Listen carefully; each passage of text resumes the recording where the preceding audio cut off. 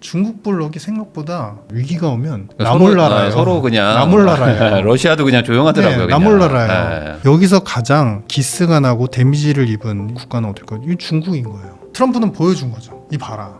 중국 블록에 있어봤자 돈도 안 되고 네. 시스템적으로 이게 뭔가 해소가 될 수 있는 그런 블록이 아니다라는 거를 또 한 번 입증을 해준 거고 네. 이란은 자신의 국격이 높아졌을 것이라고 착각을 하고 이번에 시작을 더 강화했으나 결국에 중국에 붙으면은 손해가 난다라는 거를 한번 보여줬다.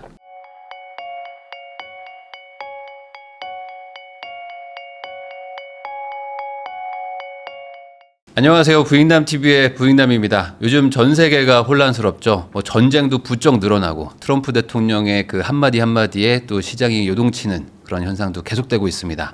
이런 좀 혼란스러운 내용을 좀 시원하게 정리해 주실 분을 모셨습니다. 오늘은 KB은행 스타자문단 이코노미스트로 활동하고 계시는 유신익 박사님 모시고 도대체 이런 상황에서 어떻게 우리가 상황에 대처해야 될지 이야기 나눠보겠습니다. 박사님 안녕하세요. 네, 반갑습니다. 반갑습니다. 요즘에 이제 전쟁도 나고 여러 가지 복잡한 마음. 네. 근데 또 국장은 막 올라가서 이게 한국에 이제 주식 투자하신 분들은 또 막 기분도 좋고 네. 여러 가지 그 뭐랄까요 자기 상황에 따라서 지금 웃고 있는 분도 있고 네. 막 울고 있는 분도 있는데 사실 지금 이 뭐랄까 여러 가지 이런 현상들을 하나로 보면은 그냥 제 생각인데 그냥 전반적으로 그냥 이 돈의 가치가 계속 떨어지고 있고 그러다 보니까 어떤 자산에 투자하신 분들이 막 돈을 버는 이런 분위기가 아닌가 싶은데 지금 박사님이 보시기에는 지금 현 상황에서 뭔가 이 돈의 가치가 계속 급속도로 떨어지고 있다. 이거에 좀 동의가 되시는 그런 건지도 궁금합니다. 네네. 그러니까 더 큰 의미에서 핵심을 말씀드리면 전 세계 유동성이 또 다시 붐업될 상황이다. 또 한 번. 붐업되고 있는 상황이고 붐업이 더 될 거다. 더 돼요. 더 된다. 그러니까 지금 우리 그 글로벌 LF라고 하는 광의 유동성 비율을 보시면은 네. 지금 전 세계 명목 GDP가 한 110조 달러 내외 정도 하거든요. 근데 이게 지금 130, 140조 달러로 향해 가고 있어요. 그러니까 네. 이 유동성은 사실은 코로나 때보다 그 비율과 절대 금액도 더 늘어나고 있는 상태이고요. 네. 근데 여기에 이제 우리가 좀 정리를 해보셔야 되는 게 앞에서 이제 서두에 말씀하셨지만 전쟁이 발생을 했어요. 네. 근데 시장은 좋아요. 그럼 시장에 좋은 것에 대한 근거를 한번 보시겠습니다. 펀드 플로우, 그러니까 외국인들이 MSCI 신흥국이나 한국에 사는 펀드 플로우가 유입으로 최근 몇 달 동안에 강력하게 매수로 전환이 됐어요. 그 말은 이제 한국으로 돈이 들어왔다는 얘기인가요? 한국만 사는 게 아니라 다른 데도. 딴 데도 신흥국을 다 사는데 네네. 지금 미국만 고집하지 않는데 펀드 플로우가 돌아섰다. 음. 그럼 펀드 플로우가 돌아섰다는 얘기는 뭐냐면 이번에 이제 이란 전쟁도 있었고 여진은 있을 겁니다. 그런데 이 여진이 사실 위험 선호를 깨트릴 만큼의 시나리오가 아니다라는 이제 반증인 거고요. 그러니까 그러면 이 큰 틀에서 요즘에 발생했던 지정학을 한번 정리를 해보겠습니다. 트럼프의 정책을 네. 봐야 되느냐 관점이 이제 혼란스러운 부분이 있습니다. 왜냐하면 한국의 뉴스는 사실은 한국인의 관점에서 항상 출발을 해요. 그래서 미국이 만들어오는 질서는 이제까지 사실은 미국이 패권을 가진 다음부터는 깨진 적이 없습니다. 그런데 이번에도 이란이 결국에는 이러한 어떤 위기감, 하메네이의 어떤 이제 추출 가능성까지 거론을 하면서 이러면은 핵 전쟁이 날 수도 있다라고 얘기를 하지만 사실상 그렇기에는 너무나 무력화되어 있는 상태입니다. 경제도 그렇고 개발 능력. 네. 그러면은 이거를 그렇게 바라보고 위기가 굉장히 강화될 거라고 생각하시는 언론이나 뉴스는 사실은 한국인의 입장에서 분석한 거고요. 미국의 입장에서 보시겠습니다. 트럼프 대통령은 사실은 지금 시행하는 정책들이 일기 때랑 동일해요. 그러니까 트럼프의 프레임은 딱 세 가지. 예전에도 트럼프 패닉 때 제가 말씀을 드렸는데 꼭 문서로 보십시다 이렇게 말씀을 드렸는데 1번은 첫 번째는 뭐냐면은 안보. 안보에 뭐가 포함이 되냐면 관세가 포함이 됩니다. 네. 왜냐하면 경제적 안보를 자꾸 깨트리는 우방국들도 깨트리고 그다음에 중국도 제조업을 기반으로 자꾸 깨트리려고 하니까 관세가 필요하다. 그래서 중국은 더 나아가서 이제 약간 차단 정책이 필요하다 이런 입장인 거고요. 두 번째는 지경학 질서의 재편. 이 지경학, 그러니까 뭐냐면은 자신의 외교력하고 지정학적인 질서를 갖다가 자신이 짜놓은 틀대로 다시 뒤바꾼다는 거죠. 네. 이렇게 해야 미국 내에서 여러 가지 내수 부양책을 하고 여러 가지 정책들을 할 때 경제적으로 악영향을 안 받는다라고 판단을 하기 때문이에요. 그래서 이 지경 질서는 한마디로 뭐냐면 중국과 연대된 국가들의 힘을 다 빼놓는 겁니다. 이번 사례가 굉장히 무서웠고 혼란스럽고 달랐다라고 판단하시지만 일기 때도 똑같은 사례가 있었어요. 시리아. 네. 트럼프 일기 때도 동일하게 우리는 중동전에 개입을 안 하겠습니다. 중동에는 개입을 해봤자 먹을 게 별로 없습니다. 그리고 우리가 손실만 볼 뿐입니다. 군사적인 지출만 있을 뿐입니다. 희생만 있을 뿐입니다. 했는데 시리아 때는 폭격을 했어요. 네. 스텔스로 폭격을 했어요. 그때도 했어요. 했어요. 좀 기억이 안 나는데. 네네. 그때도 했었구나. 18년도에 했습니다. 네네. 18년도 4월에 했는데 그때 그러면은 뭘 얘기했냐면 명분을 만들었죠. 시리아는 화학 무기를 아사드 정권이 사실은 예전에 트럼프는 미국한테 사실은 너무 반미적인 정책들을 많이 했었어요.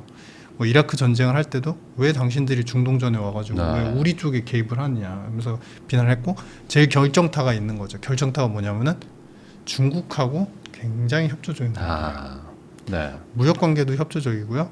그 다음에 중국한테서 시리아는 사실 군사적 지원까지 받습니다. 비공식적으로. 네. 그런데 그 당시에 시리아만이 사실은 그 중동 지역 내에서의 반미에 대한 목소리가 제일 컸었고 제가 이제 대리인 이론이다라고 하는데 이게 아니 이스라엘이 이번에도 혼자 움직였지 무슨 대리인이에요. 미국이 아니 미국의 암묵화가 있기 때문에 사실은 움직일 수 있는 그런 거죠. 거 아닐까? 그러니까 그런 이제 대리인 이론이라는 게 결국에는 일기 때부터 계속 정치 외교학적인 분석자들이 이건 대리인 이론의 전략 방식이다. 근데 똑같이 일어나는 겁니다. 그때 당시에 대리인은 누구였냐면 이스라엘과 UAE하고 사우디였습니다. 요 세 국가가 중동의 종주국으로서 모든 것들을 다 이끌어가기를 원했고 투자든 안보든 다 이끌어가기를 원했는데 시리아가 계속 그걸 깨뜨리는 거예요. 네. 시리아한테 폭격을 하죠. 폭격을 할 때 명분을 만듭니다. 이 화학 무기가 언제든 미국을 위협할 테러로도 이용될 수 있어. 테러 위험 국가야. 네. 라고 하면서 공격을 하는데 그때는 프랑스하고 영국하고 독일한테 다 협조를 구하고 연합작전을 펼칩니다. 네. 그때 시리아의 많은 지도부 뭐 군사 주요 인사들도 그렇고 스스로 목숨까지 끊었어요. 너무 위기감, 압박감을 굉장히 많이 느꼈어. 근데 그때의 언어와 요즘에 이란의 언어는 동일합니다. 피해 복수. 그때도 피해 복수 얘기했었어요. 그래서 그 당시 일기 때도 이러다 굴릴 테러 같은 거 또 하나 나는 거 아니야.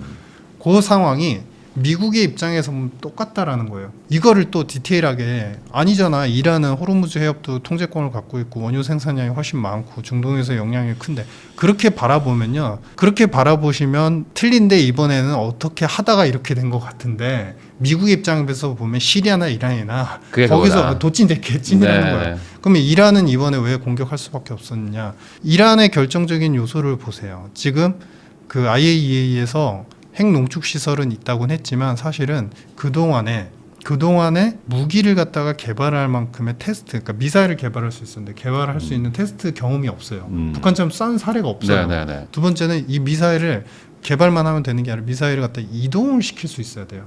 마지막 제일 중요한 게 뭐냐면 타격에 대한 정확도. 그러니까 이게 공중에서 터질 때 테스트가 안 된 상태에서는 이게 시스템적으로 잘 작동을 하는지에 대해서 그거를 자꾸 북한도 보여주잖아요. 자꾸 의시력을 보여주잖아요. 그러니까 그런 것들이 검증이 안 됐기 때문에 핵 농축 시설은 있지만 앞으로 수개월이 걸릴지 수년이 걸릴지 모르지만 지금은 발사의 능력이 없다라고 이미 10년 이전부터 계속 얘기를 해왔었는데 최근에 이제 IAEA 입장은 이거는 수개월 내에 완성될 수도 있다라고 얘기가 바뀌죠. 갑자기 바뀌어요. 갑자기 바뀌는 거죠. 그러니까 스탠스가 바뀌면서 미국 국무부하고 이제 백악관의 대변인도 계속 무기가 곧 사용될 수 있습니다. 그러니까 공격의 명분을 계속 만드는 겁니다. 그러면 이거는 실제라기보다는 명분 싸움이네요. 명분이죠. 그렇기 때문에 이란에 대해서 결국에는 이번에 똑같죠. 중동 개입을 안 한다고 했지만 결국 이스라엘이 먼저 폭격을 시작을 했고 폭격을 했을 때 그 기반을 보시면은 트럼프는 전쟁 종료를 얘기했지만 이미 작년도부터 트럼프 당선된 이후에도 하마스하고 이제 우리 후티 반군이나 이런 이제 이란의 대리인 세력들을 계속 공격을 했었어요. 그러니까 그것에 대해서 묵인을 하고 있었어요. 서로 대리인을 그렇죠.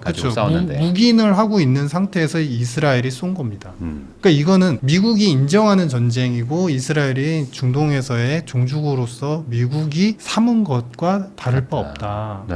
UAE도 끌어오려고 해요. 자기 편으로 대리인 역할을 하려고. 그래서 UAE도 끌어오려고 하고 사우디도 끌어오려고 하는데 그동안에 이제 중국 쪽으로 너무 약간 좀 치중된 경향이 있어서 그거를 설득하기 위한 과정 중에 있고 그러면은 이러한 이란 같은 경우는 사실은 중국과의 그 관계가 상당히 최근에 밀접했었죠. 그러니까 지형도를 보시면 딱 반으로 나눠 볼게요. 나눠 보시면은 사실은 예전에는 러시아는 제3지역에 있었어요. 약간 3지역에 네네네. 있었어요. 일기 때만 하더라도. 근데 지금 러시아, 이란, 중국이 합쳐서 23년부터 군사 합동 작전을 수행을 했었단 말이죠. 거기다가 이제 중국이 만들겠다고 하는 이제 디지털 화폐의 네. 이 시스템에 동참을 하겠다. 같이 하고. 다 자기들도 하겠다. 네. 그러니까 완벽한 이제 연대 국가가 됐기 때문에 현 상황에서 트러블도 있고 중동 지역에서의 어떤 이제 그 오너십에 대해서도 자꾸 이제 방해를 하는 요소이고 미국 네. 입장에서는 그렇기 때문에 거기에 더불어서 이제 유가에 대한 불안정성까지 만들 수 있고 중국하고의 연대력도 계속 과시를 하고 있고 네. 그러니까 이번에 명분과 예외를 마가 지지자들한테 충분한테 선언을 한 다음에 공격을 한 거죠. 그러면은 앞으로는 어떻게 될 거냐? 여지는 있을 겁니다. 네. 그러니까 이스라엘은 이 상태에서 하메네이가 사실은 축출이 된 게 아니기 때문에 계속 공격을 할 거예요. 근데 이러한 현 상황이 사실 그 전에 미국이 참전을 한다, 뭐 미국이 개입을 해서 확전이 된다라는 그런 개념보다는 작년도에 이란 대리인들을 계속 공격했던 것처럼 네. 약간 국지적으로, 그러니까 공중전으로 쏘지만 국지적으로 계속 발사하고 또 후퇴하고 발사하고 후퇴하는 그런 전황은 이어질 수밖에 없다. 네. 전쟁이 끝난다고 보는 거는 사실은 지금 환경에선 힘들다라는 거고요. 그러니까 이 부분을 이제 제가 말씀을 좀 길게 드린 이유는 첫 번째 우리 관세 안보가 모든 정책의 첫 번째 출발점이고 두 번째는 지금 지정학에 대한 문제를 자신의 힘으로 이제 자신의 위주로 이제 대리인 세력들을 이용해서 재편도 하고. 그걸 재편을 하고 그다음에 마지막 세 번째는 뭐냐면 사실은 기승전 내수 부양이에요. 결국에는 부양. 네. 그러니까 이렇게 해놓는 게 뭐냐면 결국에는 미국 경제를 그 어느 국가보다도 항상 강하게 만들기 위해서. 네. 그래서 이런 부분에 대한 통칭적인 프레임은 세 가지로 나눌 수 있죠. 그러니까 일기 때 나왔던 국가안보 전략 보고서랑 지금 스킴이 아주 똑같습니다. 두 번째는 대선 캠페인 때 지금 이 내용 다 얘기했어요. 그리고 네.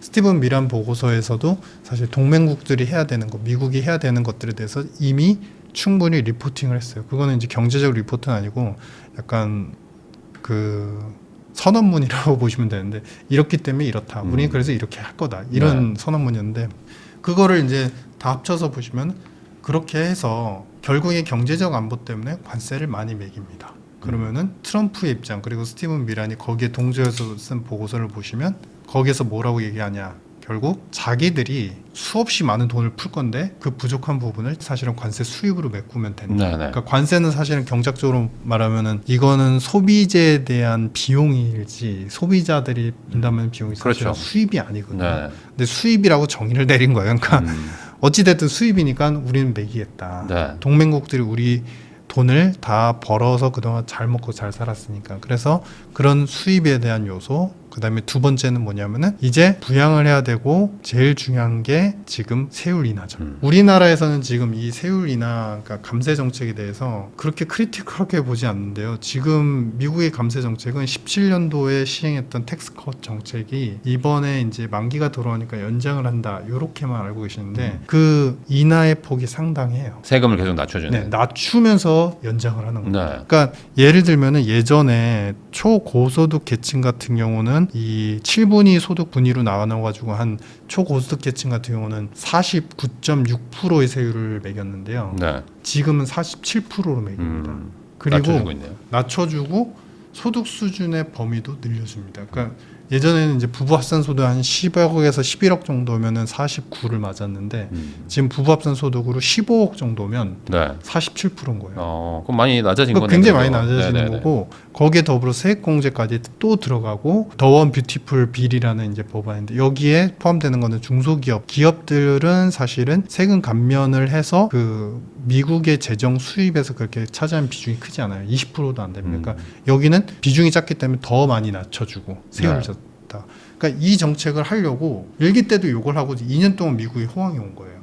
왜냐하면 당장 생각해 보시면 우리 연말정산 한다고 생각하실 때 막 돌려주면 연말정산이 3배 정도 나온다고 보시면 돼요. 아. 세액공제까지 다 포함하면. 그래요? 그러니까 세금 감면에다가 플러스해서 세액공제가 늘어나니까. 음. 근데 그건 그거고 기업들 세액공제가 또 늘어나잖아요. 네. 그러면 또 투자를 해서 투자를 할 때 비용에 대해서 충분히 보전을 받기 때문에 국가에서 일자리가 늘어나는 거예요. 순식간에 갑자기 마법처럼. 네. 그러니까 이제 더원 뷰티풀 빌이라고 이제 일기 때 한번 경험을 한 바가 있기 때문에 그걸 하려고 하는 거고.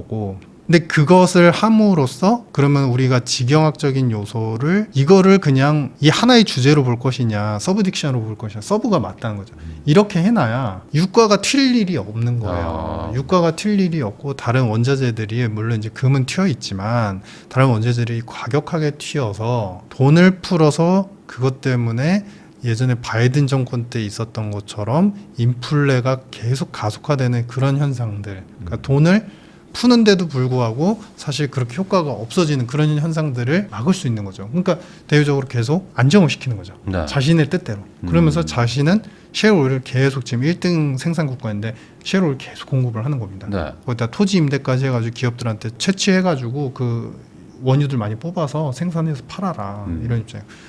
그래서 이제 감세안을 하게 되면 사실은 이 시중에 풀리는 유동성 자체가 우리가 이제 지출은 트럼프는 줄이고 세금은 낮춘다라고 해서 작은 정부를 했지만 이거는 철저하게 큰 정부가 맞고요. 왜냐하면 예전에 공화당의 기본적인 원래의 철학은 사실은 지출을 줄이는 정책이 맞아요. 네. 근데 세금을 이렇게 낮추면서 지출을 줄인 적은 단 한 번도 없습니다. 네. 그러니까 세금을 낮추면서 돈이 시중에 많이 돌게 하고 두 번째는 지금 BIS 비율을 낮추는 법안을 은행들의 적용된 BIS 비율을 대규모로 낮추는 법안을 지금 연방정부에 계류 중에 있어요. 그건 이제 또 은행들이 또 돈을 한 번 더 돈을 풀 수 더 있는. 풀게 하는 거죠. 네. 그러니까 이 두 개가 합쳐지면 이게 결론은 뭐냐면 달러가 당장 그러니까 앞으로 1, 2년 동안은 그렇게 강세로 가기 힘들 정도로 어마어마하게 풀린다. 세계도 어마어마하게 풀린다.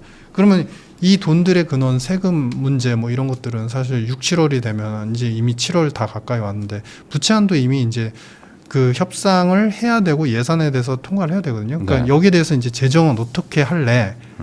라는 공화당 내부에서도 반발이 있어요. 그러니까 그 약간 초강경파라고 하는 이제 재정 건전주의자들이 네. 이건 어떻게 할 거예요? 지금도 빚이 많은데. 그렇죠. 네.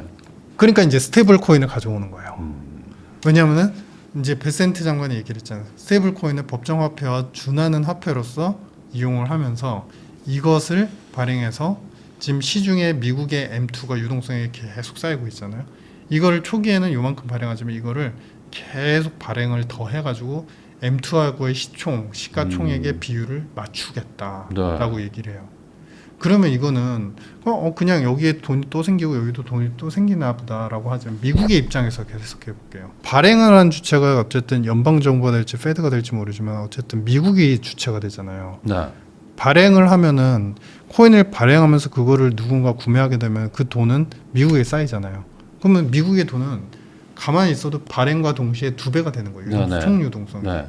그러면은 그 돈 가지고 사실 세입에서 마이너스된 부분을 더 지출을 하겠다. 그러니까 세금 감면은 감면대로 하고 상업은행 대출은 대출대로 늘리고 해주고. 그리고 돈이 혹시 부족할까봐 뭐 부채 한도 뭐 이슈에 거기에 굴복하지 않고 돈을 더 급진적으로 풀기 위해서 스테이블 코인까지 발행을 해서 그 돈을 시중 유동성 M2까지 끌어올리겠다. 그러면 그 얘기는 뭐냐면은 다른 국가가 됐든 내부가 됐든 금융기관이 됐든 이제 스테이블 코인을 팔아서 그 돈들을 갖다 재정에다 다 투입을 하겠다. 이런 얘기랑 똑같은 겁니다. 그러면 지금도 늘어나고 있는데 안 그래도 그리고 감세만으로도 사실 유동성은 상당히 늘어날 수밖에 없는데 현 상황에서 유동성은 사실은 코로나 늘어날 수 이상의 또 버블을 지향해 가고 있다. 네. 그러니까 이런 상황이기 때문에 금융시장에 이제 전문가적 스마트한 투자자들은 다 아시는 거죠. 이게 이제 여러 가지 갈등은 있고 이란 사태가 있었죠. 그럼 그 다음 나올 사태는 뭘까요? 미중 싸움이에요. 네. 다시 이제 싸워야죠. 왜냐하면 이번에도 이제 중동에 개입을 하면서 G7 국가들은 이게 위험한 일이지만 어쩔 수 없었다. 이게 핵이 사용되면 정말 위험하니까. 근데 거기서 이제 중국만 다른 얘기를 하죠. 중국만 뭐라고 얘기하냐면 미국은 중동에서의 위화감을 조장하고 지정학적 리스크를 조장하는 아주 잘못된 행동을 하면서 규탄한다. 네. 그 유예 기간이 이제 얼마 안 남았잖아요. 무역 협상 유예 기간이. 그렇죠. 그래서 이제는 또 본색을 드러내야 되는 상황입니다. 그 동안에 이제 무역 협상 상황을 보면은 영국하고는 스무스하게 잘 됐어요. 영국한테는 일단은 미국의 차 시장, 미국의 차를 사라 네. 시장을 개방하는 것과 동시에 미국의 롤스로이스의 그 비행기 부품은 우리가 구매할게. 그건 미국이 필요한 거니까. 엔진이나 뭐. 그렇죠. 그래서 그 부품들을 구입할게라는 약속과 동시에 이제 해소가 됐지만 중국하고는 지금 해소된 게 하나도 없어요. 네. 결국에는 중국 차단 수순으로 갈 거고 아마 그것에 의한 또 한 번의 그 불안정성은 경제적으로 보나 금융시장적으로 보나 한번 또 이제 나타날 수 있는데 이제 관건은 이런 총 유동성을 갖다가 이렇게 대규모로 늘리고 세금까지 인하하는 그런 정책을 바라본다면 그 중간중간 변동이 보일 때마다 해외 외국의 투자자들 같은 거 더 사들여 나갈 가능성이 크다. 이런 그림으로 진행이 되고 있다. 이런 판단입니다.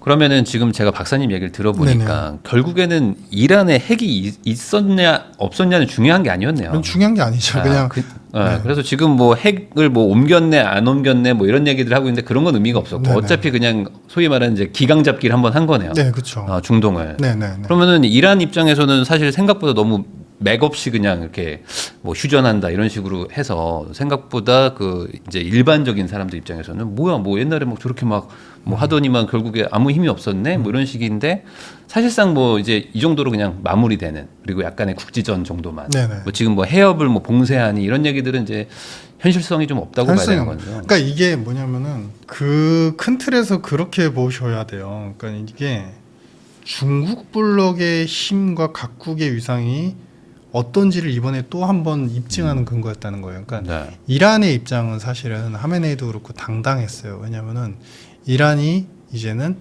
큰 국가로 일어서고 네. 핵까지 보유함으로써 우리가 중동에서의 패권도 갖고 이제는 중국과 러시아와 함께 어깨를 나란히 하면서 이제는 이건 하메네이 얘기입니다. 그러니까 네. 하메네이가 그동안 외쳤던 게 핵 협상에서도 우리가 우위를 차지해서 결국에는 제재 해제와 동시에 그 원유를 갖다가 이제 공급함으로써 충분히 공급함으로써 그 공급이 이제 서방 국가가 아니라 하더라도 네. 이제는 중국이 사주고도 있으니까 이미 사왔거든요. 디스카운트 된 가격으로. 그렇기 때문에 우리는 경제적 위상까지 올라갈 거야. 그러니까 지금 못 살더라도 좀 참아줘. 네. 우리는 다시 일어설 거야. 영광. 그 기간이 거의 10년에서 15년 정도가 흘렀단 말이에요. 네. 그렇게 참으면서.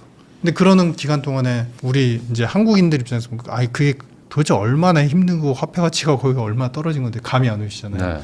작년 기준으로 보시면 이란 헤아리 이제 어느 정도냐면은 우리 4성급의 호텔 이란에 이제 놀러 가셨을 때 네. 시내 지역에서 가장 좋은 4성급 호텔에 가장 그 스위트를 스위트요.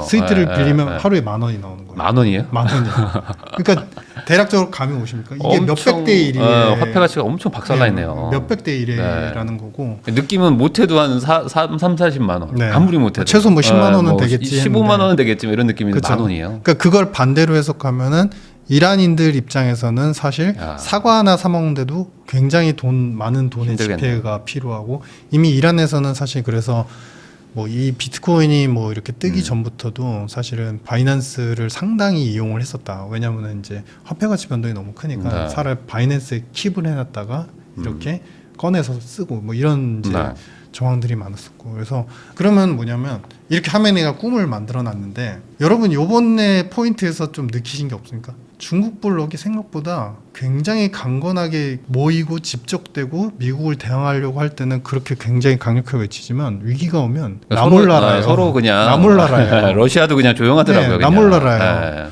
러시아도 뭐라고 얘기냐면 러시아하고 이란은 이제 국가 파트너십을 맺은 상황이거든요. 네. 왜냐하면 러우 전쟁이 터졌을 때 그 다 G7이 규탄하고 있는데 이란만 지지를 했어요. 네. 그러니까 이란한테 손잡자 하면서 그때부터 이제 이란은 이제 꿈을 꾼 거죠. 왜냐하면 중국한테 원유도 팔고 러시아가 이렇게 손을 잡고 그러면 우리도 이제 상당한 이제 외교 국방력을 그리고 연대 국가들의 힘도 상당히 쓰니까 우리가 목소리가 커질 거다. 근데 이번에 사실은 네. 그 누구 하나도 그 오랄 코멘트 그러니까 구두적인 멘트도 멘트 정도만 했을 뿐이지 중국조차도 아무런 사실 그것도 없었어요. 그러니까 이게 뭐냐면은 트럼프는 보여준 거죠. 이 봐라. 중국 블록에 있어봤자 도움도 안 되고 네. 시스템적으로 이게 뭔가 해소가 될 수 있는 그런 블록이 아니다라는 거를 또 한 번 입증을 해준 거고 네. 그러면은 이번을 계기로 해서 제가 이제 대리인전이다 뭐 이렇게 자꾸 말씀드리는데 여기서 가장 정치 외교학적으로 봤을 때 기스가 나고 데미지를 입은 이게 이제 실질적인 데미지가 아니라도 정성적인 데미지를 입은 국가는 어딜까요? 이건 중국인 거예요. 중국하고 보란 듯이 군사 합동 작전을 시행한 국가가 이란인데 네. 여기를 쳐버렸어요. 뭐 도와주는 것도 없고. 반대로 반대로 어. 생각해 보세요. 미국, 영국, 호주, 그다음에 일본 이렇게 군사 합동 작전을 항상 이제 태평양 지역에서 항상 해오거든요. 네. 이제 서로 이렇게 한 세 국가, 두 국가 이렇게 포함해가지고. 근데 만약에 호주를 쳤어요. 영국을 누군가 중국 블록에서 공격했어요. 네. 거기서 미국이 가만히 있어요. 아 그러면 이제 완전 깨지는 거죠. 이게 상상하기 힘들잖아요. 사실 네. 어느 정도는 미국이 사실 어느 정도까지는 알아서 하세요. 안보비 내세요라는 요구는 항상 있지만 그래도 우방국이 위협에 취해질 때는 그 문구에 나와 있습니다. 국가안보전략보고서 1개도 알아서 지키라. 네. 근데 위협이 강화되거나 핵 위협의 위험까지 있을 땐 그때만 예외로 우리가 개입을 한다. 이런 조항이 있어요. 네. 그러니까 그런 부분들을 본다면 사실은 뭐 이란은 자신의 국격이 높아졌을 것이라고 착각을 하고 이번에 시작을 더 강화했으나 그리고 그동안 기다려왔으나 그러하지 않았다. 뭐 이런. 결국에 중국에 붙으면은 손해가 난다라는 거를 한번 보여줬다. 이번에 그쵸. 확실하게 좀 보여주고 강한 시그널이죠. 중동에도 좀 미리 좀 유가 상승이나 이런 불안 요소를 한번 잠재워놨다. 네, 네. 이게 결국에는 경제를 위해서 약간 사전 포석을 뒀다. 네, 이렇게 봐야 되겠네요.